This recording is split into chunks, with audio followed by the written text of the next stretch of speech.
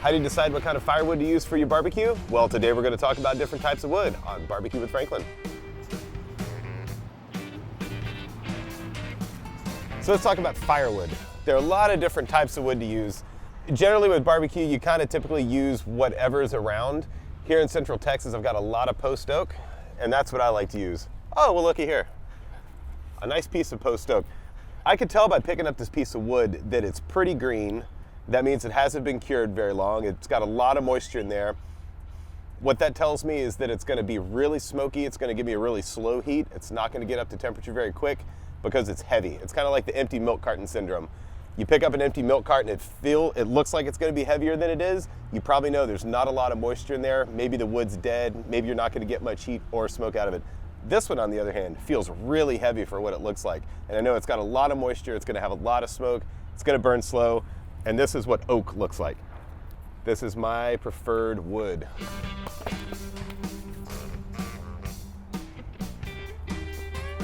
Even though my preferred wood is post oak, there are a lot of other kinds of woods. We've got hickory, mesquite, pecan. You could use really anything that's available to you in whatever region you're cooking in. Around here, it's typically post oak, and that's why I use it. Oak burns really clean.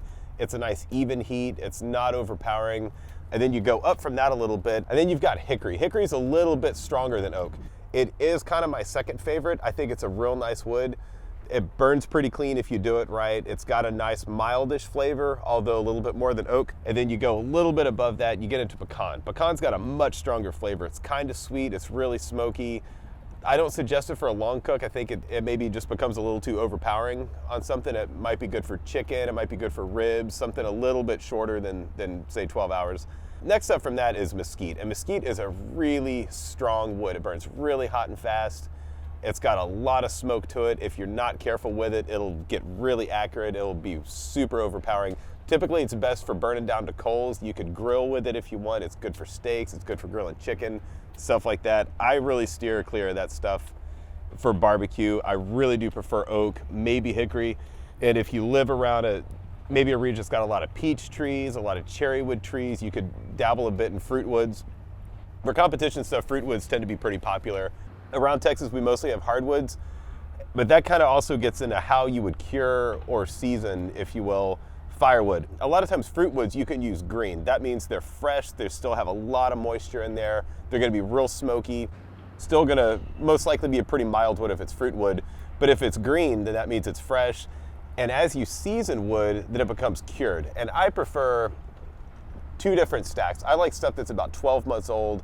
Leave it out in the field, stack it up, let the air circulate through it, let it dry out, and you want the moisture to eventually just dry out of the wood. It'll burn a little bit cleaner. I prefer really cured oak, or seasoned if you will. Also like something that's maybe about 6 months old. Like this stuff right here is about 6 months, and it's got a lot of smoke and it's got a good round heat to it. So kind of play around.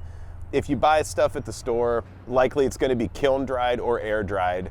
It won't be very smoky. It's gonna ignite really quickly. It's gonna burn really fast. If you're cutting it down yourself, or if you're getting it off of Craigslist or something fell down in your backyard, you're gonna wanna age it probably 6 months to a year, depends on the weather and the climate that you live in. But either way, you'll kind of get a feel for what you're looking for after a while.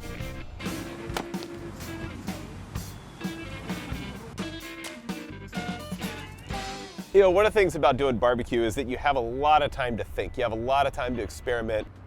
Part of that experimentation comes into learning how to work a fire, going inside making sauces, playing around with different firewoods. It's a creative process, it's a craft. But the main thing to having that much time is actually sitting there, drinking some beers, watching the fire, putting a piece of wood on, watching the temperature gauge, watching the smokestack, learning how not to choke off the fire, learning how to control the fire. The better you get at that, the better your barbecue's gonna be.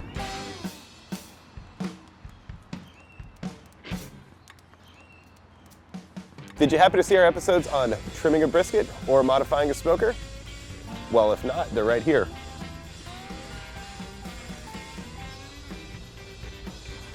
Watch them right now.